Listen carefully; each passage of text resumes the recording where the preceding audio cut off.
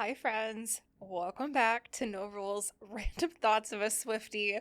My mind is still reeling from TS12 announcement from Taylor Swift on her partner's podcast for over 2 hours and all the behind the scenes clips we keep getting of the things that were on the podcast, all the variants, the countdown of the countdowns, and just our queen, Taylor Swift, looking so good on the sexy is just not even the word. Like, we need a new word for how Taylor Swift is serving all these looks to us. Oh my god. I snagged the original record, the orange, with the Life of a Showgirl, the standard cover. I have also picked up the blue marble sparkly variant with her looking unreal with her other showgirls from the dancers from the 1989, how dare me, the Eras Tour on it. And I'm so excited to see what other variants are coming up. Every time this happens, everybody's getting all worked up about variants and countdowns and excitement. And it's like, I just come back to, you don't need to have these. And if you're mad that she has released a variant, but you can't afford it, that's misplaced anger. I trust me when I say I understand not being able to afford things in life. Trust me, I do get that. What I'm saying is that the anger you're feeling and that you leave in the comments of Taylor Nation's Instagram post saying, oh, another variant. This is corporate capital greed. And it's like, you don't have to have it. You don't have to. You don't. Like, these songs will literally be on a streaming app that you can listen to for free. Do we understand that? Just like to put that out there because this happens every cycle of Taylor Swift announcing an album, doing the countdowns, releasing different variants, and I'm kind of over it, honestly. The whole very, very angry people in the comments. It's not the people like, oh, I didn't get a chance to get it because I was driving. Like, I understand the frustration there. Like, you can't help when something is counting down, or you might be at work and you're not able to get away and do that. I understand frustration. I do not understand anger, angry comments, thinking that she's some corporate capitalist. Like, she is a person and she is a brand. And this is part of what the brand does, is create these versions for people. Because like me, I saw 4 different versions of the record. I bought 2. The 2 I didn't know they like. Maybe there'll be more. I don't know. I just think it's kind of strange. I just want to put that out there. Feel free to let me know how you guys feel about the variants in the comments, but like, that's where I stand. If you don't want them, you don't have to get them. Nobody's forcing you. And 2, if you're mad about not being able to afford it, that is misplaced anger about your financial situation. That does not have any variant on Taylor Swift. It just doesn't. Anyways, now that I've gotten that out of my system, I do feel like I just need to keep going with the songs I cannot believe we have from Taylor Swift and keep putting these out there because I truly can only get through about 2 in an episode. So we have a lot more to get through and we have a short amount of time because Mother Swift is giving us a whole album on October 3rd and I'm so excited. I am going to listen with you guys. It's going to be intense. Like, I have never listened to a Taylor Swift album, a new one, not with my headphones, isolated, usually on my couch in the morning, the next morning after she released it, the midnight before, because I just can't. I'm not staying up. I can't. I'm old and I can't.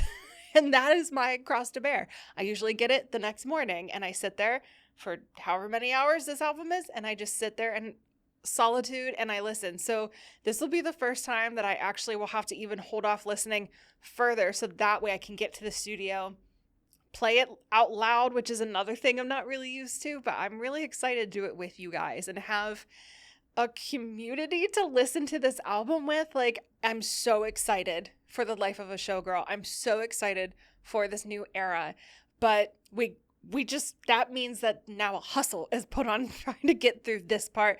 And who knows what songs might actually make this list after this album comes out, because there's a lot of songs on this list I would never have expected to come from Taylor Swift. And I love that. And I think that's what makes her such a dynamic and interesting artist, is I've said this before, but she writes from her heart, but I also think the production and the sound are really true to her time period and what she's feeling. And I don't think she's really ever chasing a trend and chasing fame and chasing hits, but I think it's interesting how she worded this concept and the very distinct decision to work with Max Martin and Shellback, because she wanted a mega hit superstar 1989-esque type album. And so she knew where to go to get that type of success, to get that type of feeling, to get that type of sound, and that is Max Martin and Shellback. And so I'm very excited to see what songs from The Life of a Showgirl may make this in the future. I do have a Spotify playlist going if you don't want to get spoilers, because there are songs on there I have not talked about yet. But I have a playlist going for all these songs. You can check it out. It'll be in the description of this episode. If you are listening, this episode also lives on YouTube. Feel free to check it out there with all the clips that I post. And if you're watching, maybe you find me on Instagram or TikTok, so we can go ahead and have some conversation in the comments. You can also email the show, norulesswiftypod@gmail.com. My name is Brianna Peters. Again, you can find me, Brianna May Peters, on all the places. And yeah, let's get into it. As per usual, I have my notes. I have my notes to try to keep me on track, because I don't want to just go off on tangents. But I can't help it. When I'm listening to Taylor Swift, sometimes the feelings take over. And that also happens then on this podcast when I start discussing it. So we're going to try to stay on topic here. First one for today is Mr. Perfectly Fine. I cannot believe we get this song from Taylor Swift. And there's different ranges of reasons why these songs make the list. Plain and simple. One thing only.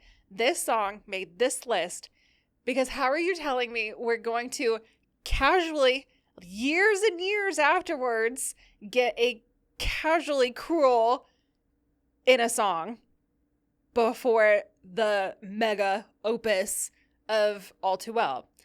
Casually Cruel, if you don't know, I think you do because you're all Swifties and that's why you're here, but Casually Cruel showed up in All Too Well, and it's one of those lines that I feel like just strikes a chord.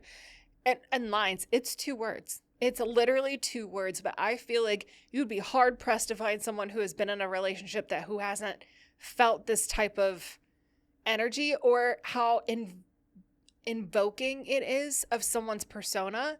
These 2 words, to be casually cruel. Stop. Taylor Swift is a genius. I say it every time, and I'm going to keep saying it. She's an actual genius. She can take 2 words and make you think and feel so much in just that. So we all know it's in an iconic song, which is All Too Well, which I believe to be her magnum opus, and just like the greatest version of songwriting to ever exist. And then when she makes Fearless, Taylor's version, and she does From the Vault tracks, all of a sudden we get Mr. Perfectly Fine. Now, this song is good. It's a good song. Do I think it's one of my favorite Taylor Swift songs to ever exist? No. Is it on this list because it just literally drops Casually Cruel in there? Yes. Like, I'm going to go through my notes.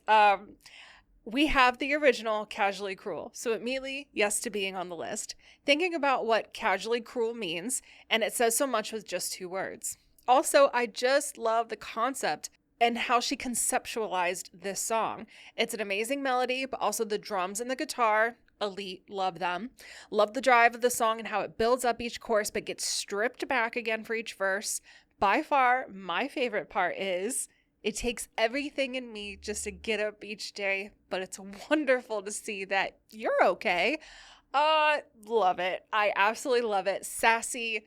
Everything I could need from a Taylor Swift song. I will say this song in particular is like unique in its structure and how it sounds. Like, it does not really sound like a Taylor Swift Fearless track. Like, somehow it does and it doesn't. And so I guess that's why it probably didn't make the list at first, is because the cohesiveness of that album is so good. But this one stands out. I really feel like it's giving I Can See You from Speak Now. Like, I feel like that is so unique that I kind of understand why it didn't make the first. Not that it's not good, it's a great song, but I could understand if we're doing in terms of like album cohesion, why maybe that didn't make the list. And that's the same thing for Mr. Perfectly Fine. Like, I just genuinely cannot believe that we get this from her. That Sassy Taylor is peak in this song in particular because it is sad, but it is mid-tempo-ish, even like a little bit more upbeat. And so it's just like, oh, I can't get up because I'm crying so much, but I love to see that you're so good that nothing phases you or affects you. Like, that's just wonderful for me to see. Cool. That's Taylor Swift's personality from what I can gather. And so to hear it in a song like that is so good. But like, I wonder how Casually Cruel came up, because when I was thinking of Casually Cruel in the context of All Too Well, I like, these are different people she's referencing. And so I think she just had a bad streak there of guys she was dating who were genuinely casually cruel, because how can you, I mean, I don't even know. I don't even want to get into it. Like, fast forward 2025, she's in a real good situation and a real good relationship. So we don't need to spend too much time analyzing these past relationships that we genuinely just don't know anything about, if we're being honest, because we have clues, hints, 2 words in a song type of things that we then paint this whole picture and narrative, but we weren't there. We're not friends with them. We don't know the inside scoop. All we know is that Taylor Swift wrote songs in a way that made her feel like she was happy to put them out into the world, and we have consumed them. I love that. I think that's great. I don't want to even pretend and act like we know everything that was going on. There's some things that you can just genuinely gather, but Mr. Perfectly Fine had to make this list for the casually cruel of it all. And I thank you, Taylor Swift, for putting that out into the world. It's still like one of those songs that I will never pass. I will never skip it. When it comes on, I'm like, yes. I love this. And again, the structure of the song is just so unique in its sound and that twangy. I love it. I love it so much. Okay, so I have to move on to the next one because, again, time. And okay, let me gather, because I don't play favorites with Taylor Swift albums and songs. Do I generally have a couple in my top 3 to 5 that I love and tend to listen to? Sure. But you cannot tell me that this woman doesn't write great music, have great songs, have great albums from start to finish. I'm just not going to say it. However, while it's not a technical, I can't, oh geez, how am I going to do this? I love the song so much. I love False God from Lover so much. Is it a favorite? If you want to say that, that's fine. But let's just say I've listened to it quite a bit. I don't know what to say. I love this song so much. False God from Taylor Swift is unreal, so good. First time I heard it, because again, the first notes of that song just, it's different. And it sucks you in and goes, oh my God, it makes you realize, holy crap, I'm listening to Taylor Swift. It's one of those songs for me. The saxophone, it's so sexy.